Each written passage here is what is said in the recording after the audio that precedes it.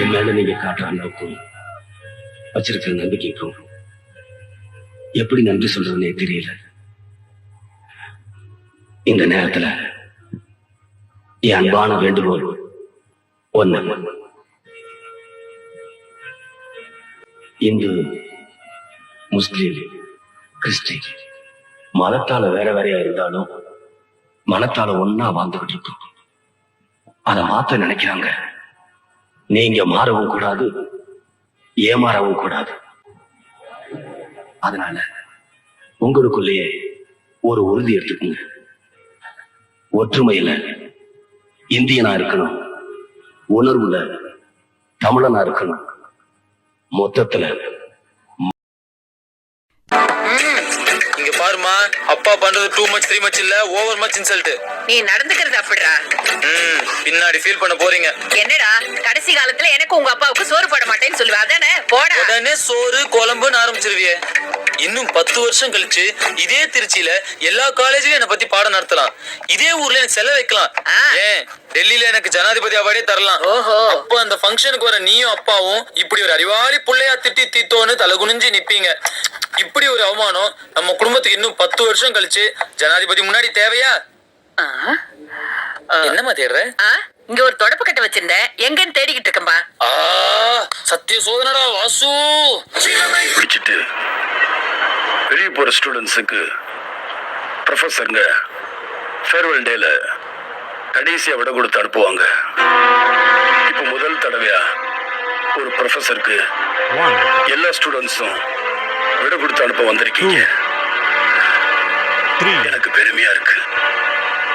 ஜாதி, மதம், இனம், மொழி இது எல்லாத்துக்கும் அப்பாற்பட்ட ஒரே இனம் ஸ்டூடெண்ட்ஸ், மாணவர்கள் தான். மாணவ சக்தியை வச்சு எந்த நாட்டோட தலையெழுத்தையும் மாத்திடலாங்கிறதுக்கு உதாரணம் தான் நீங்க. ஒவ்வொரு மாணவனும் நெருப்பு மாதிரி. நெருப்புக்கு மட்டும்தான் கூட சேர்ற எல்லாத்தையும் நெருப்பா மாத்திர சக்தி இருக்கு. அந்த நெருப்பெல்லாம் ஒண்ணு சேர்ந்தா இந்தியாவே தீப்பிழம்பா மாறும். என்ன இல்ல இந்தியாவுல எல்லாமே இருக்கு. ஒரு இந்தியா 72 சிங்கப்பூருக்கு சமம். ஒரு இந்தியா 15 இங்கிலாந்துக்கு சமம். ஒரு இந்தியா 4 பாகிஸ்தானுக்கு சமம். ஒரு இந்தியா மனித சக்தியில 3 அமெரிக்காவுக்கு சமம். அமெரிக்க ஜனத்தொகை 28 கோடி, இந்திய ஜனத்தொகை 102 கோடி. 28 கோடியில ஒரு எடிசன், ஒரு ஆபிரகாம் லிங்கன், ஒரு பில்கேட்ஸ் இருக்கும்போது 102 கோடியில 3 பில்கேட்ஸ் வேண்டாம், ஒருத்தர் கூட இல்லையே. ஏன் செருப்பு தச்ச ஆபிரகாம் லிங்கன் அமெரிக்கா ஜனாதிபதியா வந்தார். இங்க எத்தனை ஆபிரகாம் லிங்கன் இன்னும் செருப்பு மட்டுமே தச்சுக்கிட்டு இருக்காங்களோ தெரியல. அது ஏன் நம்மளால சாதிக்க முடியல?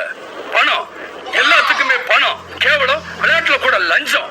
ஒவ்வொரு நாட்டுக்காரனும் ஒலிம்பிக்ல எத்தனை தங்க பதக்கம், எத்தனை வெள்ளி பதக்கம்னு கணக்கு போட்டுக்கிட்டு இருப்பான். ஆனா இந்தியாவுல மட்டும்தான் பதக்கப்பட்டியல இந்தியா பேராவது வராதான்னு ஏக்கத்தோட பாத்துக்கிட்டு இருப்போமே. ஏன் இங்க திறமசாலிகள் இல்லையா? பல மடங்கு அதிகம்.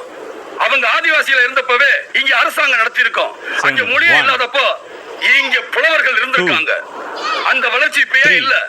பணம், லஞ்சம், அடுத்தவனுக்கு கொடுக்கறதுக்கா இவன் வாங்குறான், இவனுக்கு கொடுக்கறதுக்கா இன்னொருத்த வாங்குறான். இதெல்லாம் தடுத்து நிறுத்துற சக்தி மாணவர்களுக்கு மட்டும்தான் இருக்கு.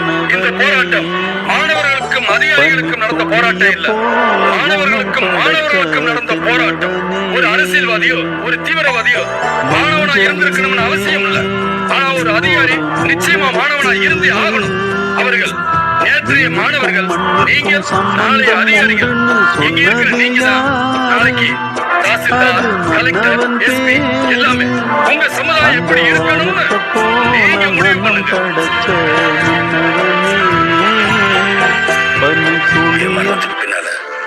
Download ShareChat.